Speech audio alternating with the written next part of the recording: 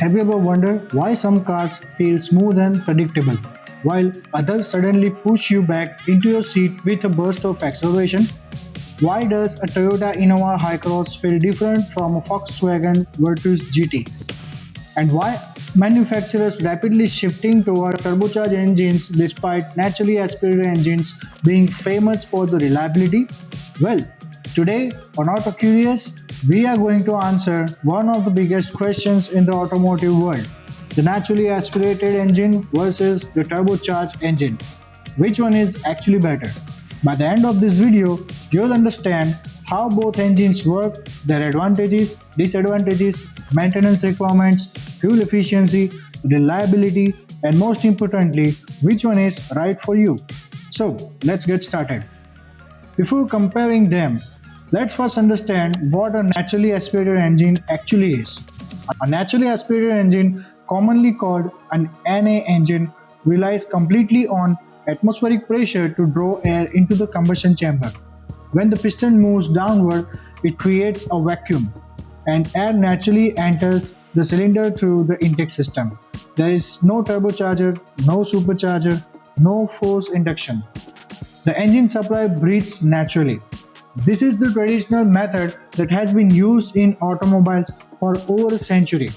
Examples include the Toyota Innova Crista Petrol, the Toyota Innova Hycross, Honda City 1.5-liter iVTEC, the Suzuki Breeza 1.5 petrol, and many Toyota and Honda engines.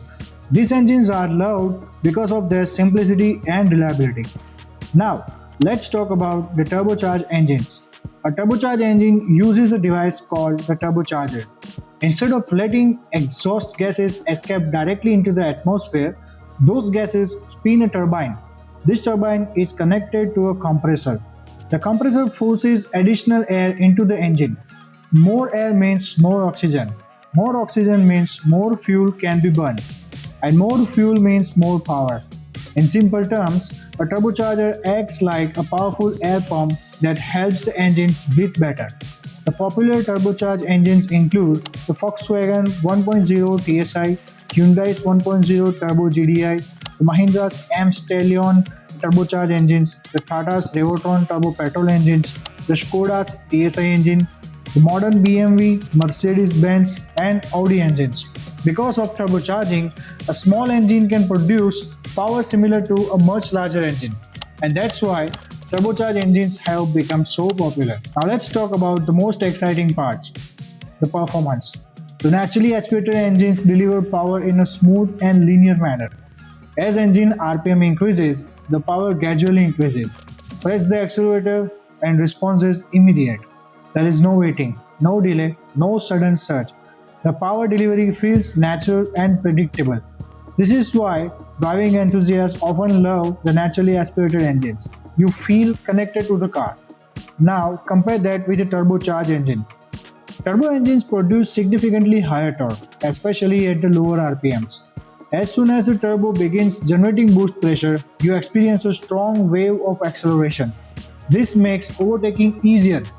Highway driving becomes effortless and climbing steep inclines feel much easier. However, there is a small drawback. It's called the turbo lag. Turbo lag is the short delay between pressing the accelerator pedal and turbo building enough boost pressure. The modern turbochargers have reduced this issue significantly, but it still exists. So, if you want instant throttle response, naturally aspirated engines have an advantage. If you want stronger acceleration and higher torque, turbocharged engines win. Now, let's discuss the fuel efficiency. This is where things become interesting. Traditionally, bigger engines consume more fuel. The manufacturers solve this problem through a process called the downsizing. Instead of using a large 2.0-liter engine, they started using smaller turbocharged engines like 1.0-liter or 1.2-liter units. During relaxed driving, these smaller turbocharged engines consume less fuel because they don't need a large displacement to produce power. This makes them more efficient on highways and during gentle acceleration. However, there is a catch. Whenever you use the turbo aggressively, fuel consumption rises dramatically. More boost means more fuel. More fuel means lower mileage. On the other hand, the naturally aspirated engines have very predictable fuel consumption. The harder you drive, the more fuel they consume, but they don't experience sudden spikes in fuel usage like turbocharged engines. So, for calm driving, turbo engines can be more efficient. For consistent real world usage, the difference may not be as dramatic as advertised. Now, let's look at the daily city driving. In heavy traffic conditions, naturally aspirated engines feel smooth and easy to control. The power delivery remains predictable. There is no turbo lag, there is no sudden boost. This makes stop and go traffic less stressful. The turbocharged engines can also perform well in cities, especially modern low displacement turbo engines. However, some drivers may notice slight hesitation before boost arrives. This depends on engine tuning and turbo size. For relaxed urban driving, naturally aspirated engines generally feel more refined and easier to manage. Now, let's move on to highways. This is where turbocharged engines truly shine. Imagine you are driving at 90 kilometers per hour and need to overtake a truck.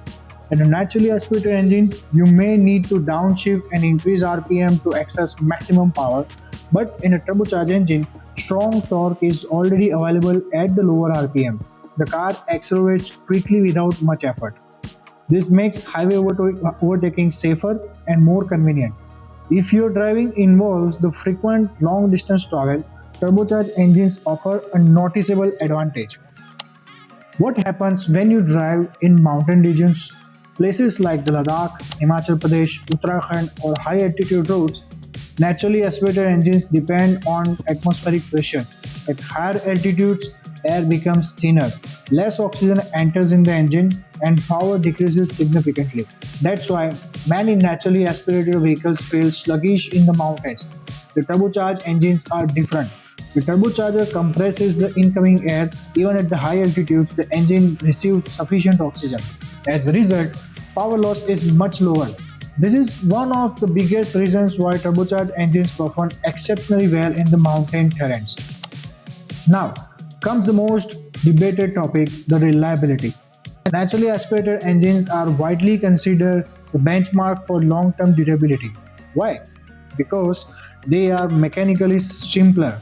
They have fewer components, lower operating temperature, lower internal pressures, and fewer things that can fail. Many naturally aspirated engines easily cross 3 lakhs to 5 lakhs km with proper maintenance. This is why brands like the Toyota and Honda have built legendary reputations around the naturally aspirated engines. The turbocharged engines are more complex. Turbocharger spins at speeds exceeding 200,000 rpm. This experience extreme heat and pressure. Additional sensors, intercoolers, piping, and electronics are involved. As vehicle age, these components can become potential failure points. Modern turbo engines are far more reliable than older designs. But when comparing the long-term durability, naturally aspirated engines still hold an advantage. Maintenance is another important factor. Naturally aspirated engines are relatively simple. Routine servicing is straightforward, repairs are usually less expensive, and the engines are often more forgiving if maintenance is delayed occasionally. Turbocharged engines require greater attention. The high quality synthetic oil becomes essential. Oil change intervals must be followed strictly. Ignoring the maintenance can significantly reduce the turbocharger lifespan. After aggressive driving, allowing the engine to cool down briefly is also recommended. In short, turbocharged engines demand more discipline from the owner. Now, let's answer a question enthusiasts often ask. Which engine is more fun? The answer depends on your driving style. If you enjoy smooth driving engines and precise throttle response, naturally aspirated engines are incredibly satisfying. The power builds progressively and feels predictable. If you love strong acceleration and that existing surge of torque, turbocharged engines are hard to beat. That sudden boost creates a thrilling driving experience. Neither is objectively better. They are simply different. Choose a naturally aspirated engine if you prioritize the reliability, if you plan to keep your car for many years, most of your driving is in city, You prefer smooth throttle response, you want lower maintenance cost, and you appreciate mechanical simplicity. And who should buy a turbocharged car? Choose a turbocharged engine if you are frequently driving on highways, you enjoy quick acceleration, you regularly travel in mountainous regions, you want premium performance from a smaller engine, you don't mind following strict maintenance schedules, and you enjoy the modern driving dynamics. So, naturally aspirated versus turbocharged, which one is better? The truth is that neither is universally superior. A naturally aspirated engine offers simplicity, durability, smoothness, and proven reliability.